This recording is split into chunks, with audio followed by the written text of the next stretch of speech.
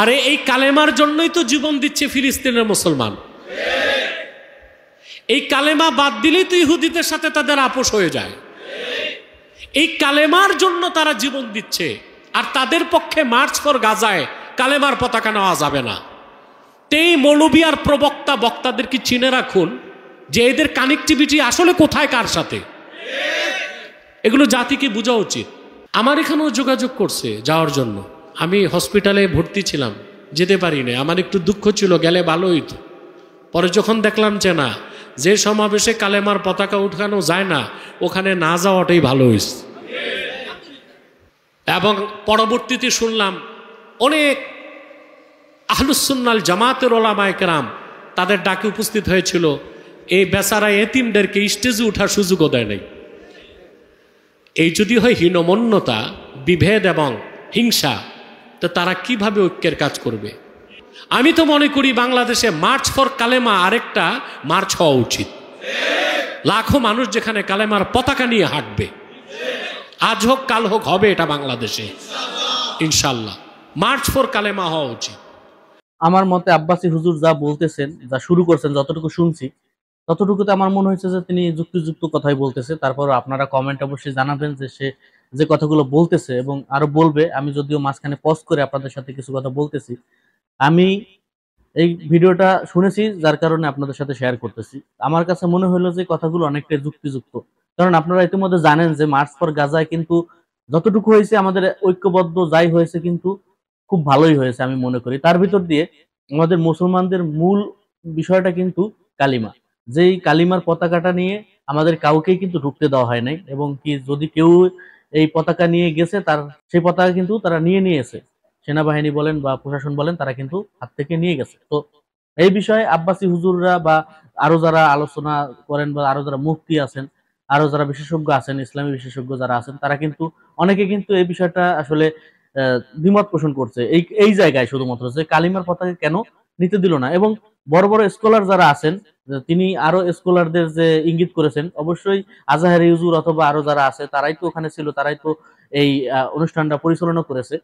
তো তারা কিন্তু আপোষ করেছে যে তাদেরকে যখন বলা হয়েছিল যে কোনো ধরনের কোনো কালিমার পতাকা নিতে পারবেন না, তখন কিন্তু তারা এতে রাজি হয়েছিল। উদ্দেশ্য তাদের ঐক্যবদ্ধ হওয়া ছিল অবশ্যই, কিন্তু তারা যদি একটু কঠোর হইতো যে না আমরা কালিমার পতাকা নিয়ে ঢুকবো, এইটুকুতে যদি তারা রাজি হইতো বা এটুকু নিয়ে যদি তারা একটু আলোচনা করতো, তাহলে হয়তো বা তারা মানতে রাজি হইতো এবং তারা কিন্তু পারমিশনটা দিত যে হ্যাঁ, ইসলামের কালিমার পতাকাটা আমরা নিয়ে ঢুকতে পারবো। ইসলামের মূল ভিত্তি কিন্তু কালিমা। তো সেইটা নিয়ে যদি না ঢুকতে পারে বা সেইটাই যদি না থাকে, সেইটা নিয়ে আসলে এই আব্বাসী হুজুরদের প্রশ্ন এবং তাদের যে দ্বিমত পোষণ তারা এটা করছে। তো যাই হোক, আরো বিস্তারিত শুনবেন, আপনারা শোনার পর অবশ্যই জানাবেন যে আসলে তিনি যে কথাগুলো বলতেছে এগুলো আসলে কতটুকু যৌক্তিক, আসলে সঠিক কিনা। তবে আমি আমার জায়গা থেকে বলতে পারি তিনি যে কথাগুলো বলতেছেন এগুলো আসলে যুক্তিযুক্ত। তারপর দেখেন আমরা শুনি। অজুহাত দেয় ওনাদের আব্বা খেপে যাবে আমেরিকা, আইএস কালো পতাকা ব্যবহার করে। আশ্চর্য কথা, কেয়ামত তো কেতালকে আল্লাহ তাআলা ফরজ করে রেখেছেন উম্মতে মুহাম্মাদের উপর। আর পৃথিবীতে জুলুম থেকে মুসলমানদের বাঁচার জন্য সংলাপ কোনো ব্যবস্থা না, কেতাল হচ্ছে সমাধান। কেতাল কি? সমাধান। আজকে যে ফিলিস্তিনের মানুষ মার খাচ্ছে কি জন্য? সবাই সংলাপে বসতেছে, জাতিসংঘের কাছে ধর্ণা দিচ্ছে, ঠিক না? কিন্তু ফিলিস্তিনের মুসলমানরা অস্ত্র হাতে তুলে নেবার পর কিছুটা তো জবাব হচ্ছে। কিন্তু আশেপাশের যে রাষ্ট্রগুলো আছে, জর্ডান, সিরিয়া, তুরস্ক আর মিশর, তারা যদি সহযোগিতা করত, আমার মনে হয় বাংলাদেশ থেকেই 10 লক্ষ লোক জিহাদ করার জন্য পৌঁছে যেত ফিলিস্তিনে। আসলে মুসলমানদের ইজ্জত সম্মান আর জুলুম থেকে বাঁচার জন্য কেতালের কোনো বিকল্প নাই। আর মুসলমানদের সম্মান, ইজ্জত, মর্যাদা রক্ষায় খেলাফতের কোনো বিকল্প নাই। বড়ই আফসোস যে আজকে কালেমার পতাকা নিয়ে বের হওয়াকে আমরা আয়েব মনে করি। চিন্তা করেন, এই যে গতকাল একটা মার্চ ফর গাজা দেখেছেন না আপনারা? সারা দেশ থেকে প্রচুর সংখ্যক লোক একত্রিত হয়েছে। তো একদিন আগে ঘোষণা দেওয়া হলো ফিলিস্তিনের পতাকা আর বাংলাদেশের পতাকা ছাড়া আর কোনো পতাকা নেওয়া যাবে না, অর্থাৎ কালেমা খচিত পতাকা নেওয়া যাবে না। এবং দায়িত্বশীল কর্মকর্তারা কিছু কালেমা খচিত পতাকা কেড়েও নিয়েছে। কি দুঃখজনক বিষয়। তা যে মৌলভী সাহেবরা এই আপোষ করে প্রোগ্রাম করলেন, তো তাদেরই বাংলাদেশি হুঙ্কার দিলে আল্লাহ কি কবুল করবেন? কালেমা তো শেয়ারই ইসলাম, ঠিক না? কালেমা কি? ইসলামের মূল মন্ত্র হচ্ছে কালেমা। আর সেই কালেমার পতাকা উঠানো যাবে না, তাও দ্বিতীয় বৃহত্তম মুসলিম দেশ বাংলাদেশে, এবং যেখানে 14 কোটি মুসলমান আছে। আমার মনে হয় এই যদি হয় আমাদের দেশের কথিত স্কলার ও বক্তাদের ইমানের অবস্থা, তাহলে অচিরেই বাংলাদেশও ফিলিস্তিনের মতো আযাব ও গজব চলে আসবে। এদের তওবা করা উচিত এই মৌলবীদের। কার সাথে আপোষ করে তারা মার্চ ফর গাজা করছে যে কালেমার পতাকা উঠানো যাবে না? আমার এখানেও যোগাযোগ করছে যাওয়ার জন্য। আমি হসপিটালে ভর্তি ছিলাম, যেতে পারি না। আমার একটু দুঃখ ছিল, গেলে ভালো হইতো। পরে যখন দেখলাম যে না, যে সমাবেশে কালেমার পতাকা উঠানো যায় না, ওখানে না যাওয়াটাই ভালো হয়েছে।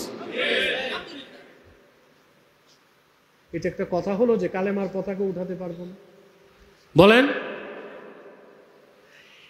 আরে এই কালেমার জন্যই তো জীবন দিচ্ছে ফিলিস্তিনের মুসলমান। এই কালেমা বাদ দিলেই তো ইহুদিদের সাথে তাদের আপোষ হয়ে যায়। এই কালেমার জন্য তারা জীবন দিচ্ছে, আর তাদের পক্ষে মার্চ ফর গাজায় কালেমার পতাকা নেওয়া যাবে না। তেই মৌলবী আর প্রবক্তা বক্তাদের কি চিনে রাখুন যে এদের কানেক্টিভিটি আসলে কোথায়, কার সাথে। এগুলো জাতিকে বোঝা উচিত। আমি তো মনে করি বাংলাদেশে মার্চ ফর কালেমা আরেকটা মার্চ হওয়া উচিত। লাখো মানুষ যেখানে কালেমার পতাকা নিয়ে হাঁটবে, আজ হোক কাল হোক হবে এটা বাংলাদেশে ইনশাল্লাহ। মার্চ ফর কালেমা হওয়া উচিত। অজুহাত দেয় ওনাদের আব্বা খেপে যাবে আমেরিকা,